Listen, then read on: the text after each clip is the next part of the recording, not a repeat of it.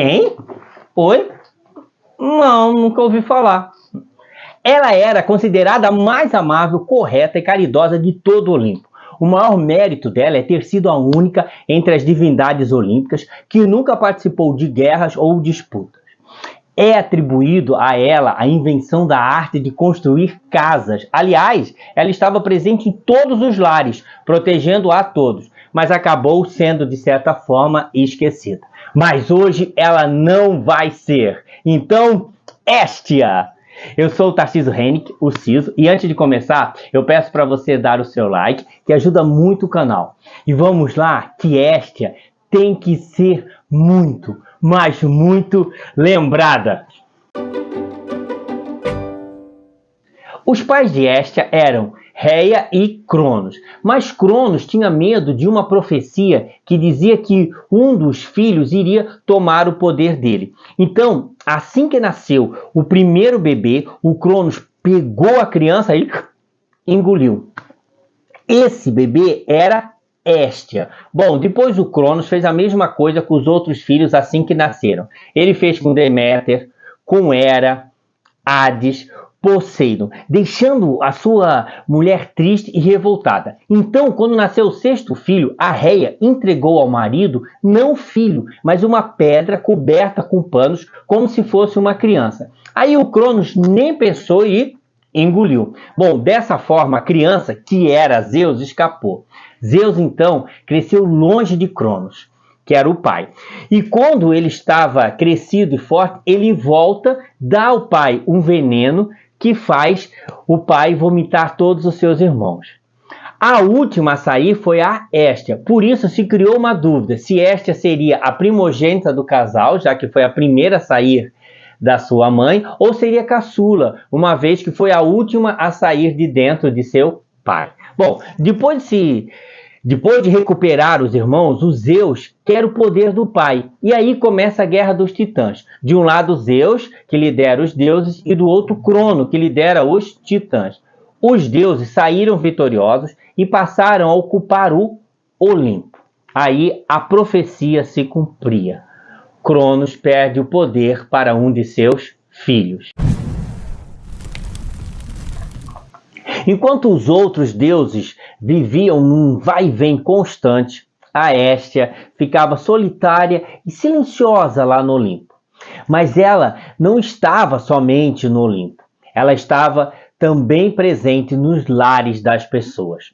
Hestia é a personificação e deusa da lareira, ou seja, ela é a própria lareira que fica no centro das casas. Lembrando que antigamente a lareira era redonda e ficava no chão. Bom, para os gregos não havia uma palavra para a lareira. Eles se referiam a ela como a própria deusa Hestia.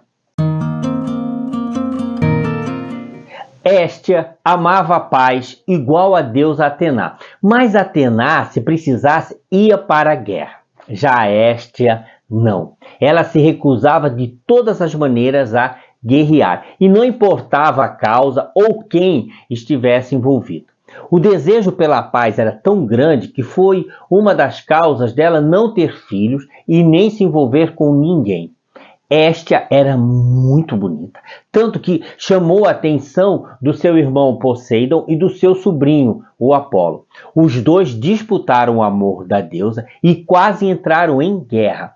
Mas para alguém que não gosta de guerra e nem de disputa, ser motivo dela é algo impensável. Então, ela recusou os dois e pediu ajuda de Zeus, que deu proteção para que ela permanecesse virgem para sempre. Zeus também estabeleceu que em todos os cultos e sacrifícios o nome de Hestia fosse citado no início e no final de cada oração ou cerimônia. Bom, a Hestia, assim como Atena e Ártemis, sendo virgens, se protegiam dos enormes poderes de Afrodite. Ninguém conseguia fugir dos poderes de Afrodite. Até mesmo o mais poderoso dos poderosos conseguiu escapar de Afrodite. Mas há uma diferença entre as três deusas virgens. Bom, a Atena, ela prefere a companhia dos homens, a Ártemis das mulheres, e a Hestia ficava sozinha protegendo a todos da casa. Porém, a virgindade garantida por Zeus foi certa vez colocada em risco. Príapo é filho de Dioniso com Afrodite. Ele não chamava a atenção pela sua aparência, e sim pelo enorme falo que possuía, e com o falo sempre ereto. Bom, porém, certa vez estavam todos os deuses e deusas em uma festa, e como de costume, após o banquete, foram dormir para descansar. Foi nesse momento que o Príapo, totalmente obcecado pela beleza de Héstia e vendo ela ali, deitada, vulnerável, tentou estuprá-la. Mas nesse momento, um burro soltou um zurro tão alto que fez Príapo perder a ereção na hora. E acordou também a Héstia, que gritou por ajuda, e todos os deuses saíram em defesa dela. Bom, depois desse dia, as festas em honra a Héstia passaram a incluir burros enfeitados com flores.